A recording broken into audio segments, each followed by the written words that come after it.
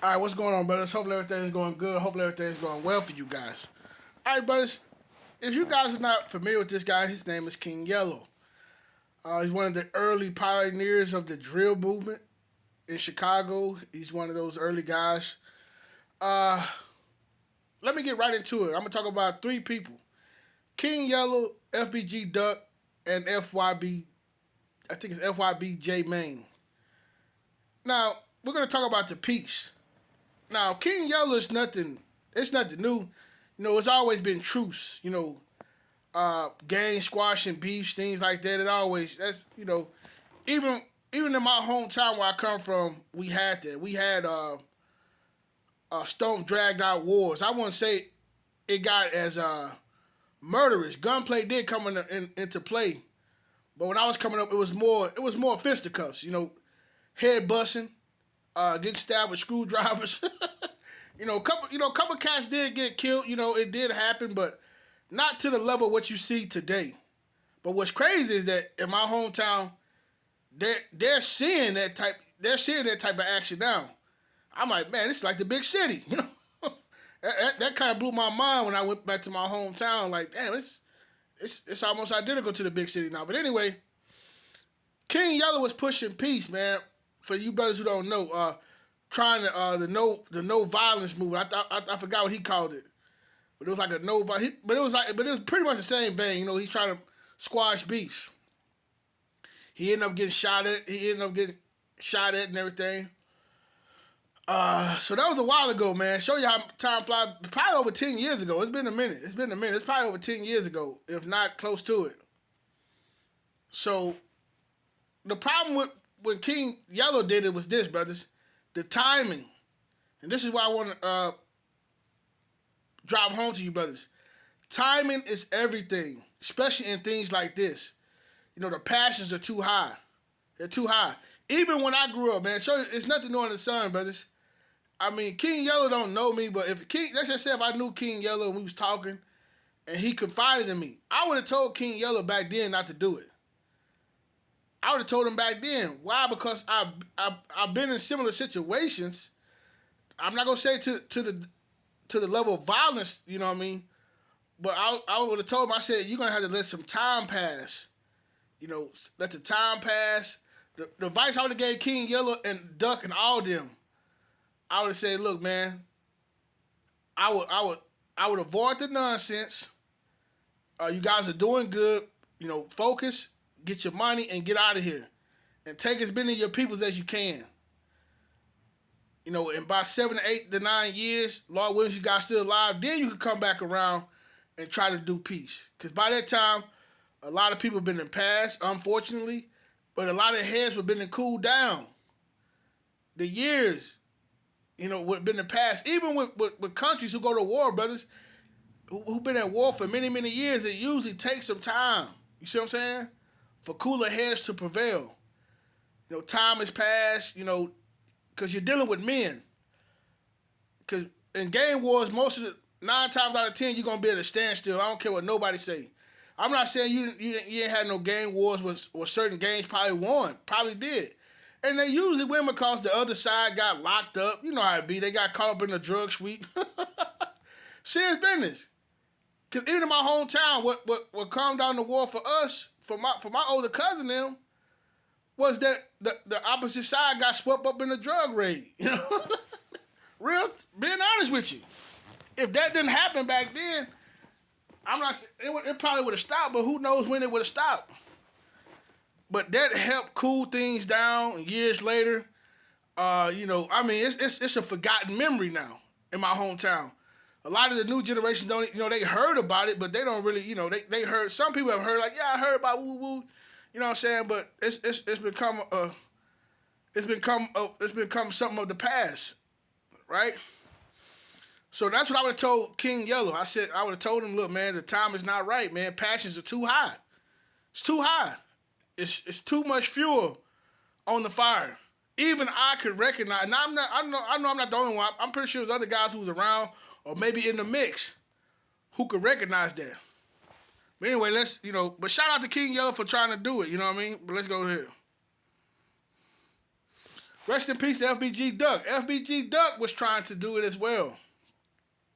You know, he did the Chicago Legends things. I think he was also part of a campaign too. You know what I mean? So he and FBG Duck, even he was saying earlier, I saw in some interviews, he's like, look, man, we ain't gotta be friends, but at the same time, we ain't necessarily gotta go at each other.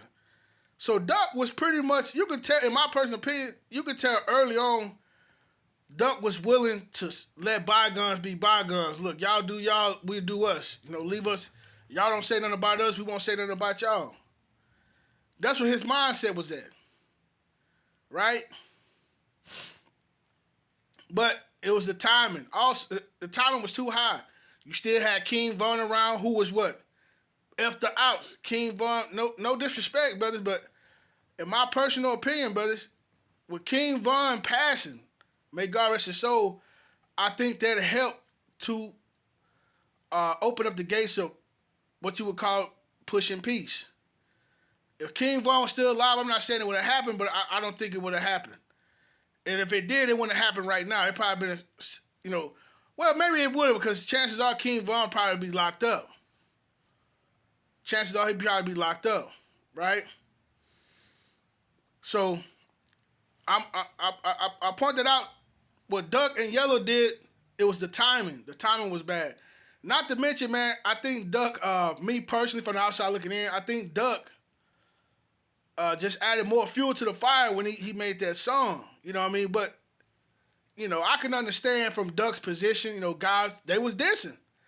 They was going back and forth. You know how that goes, man. They dissing. So it's like, you know how that goes, man. So it's unfortunate, man.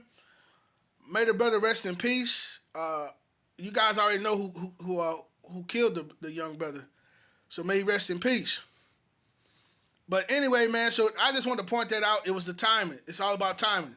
Now, this guy, J Mane, is what you would call pushing peace.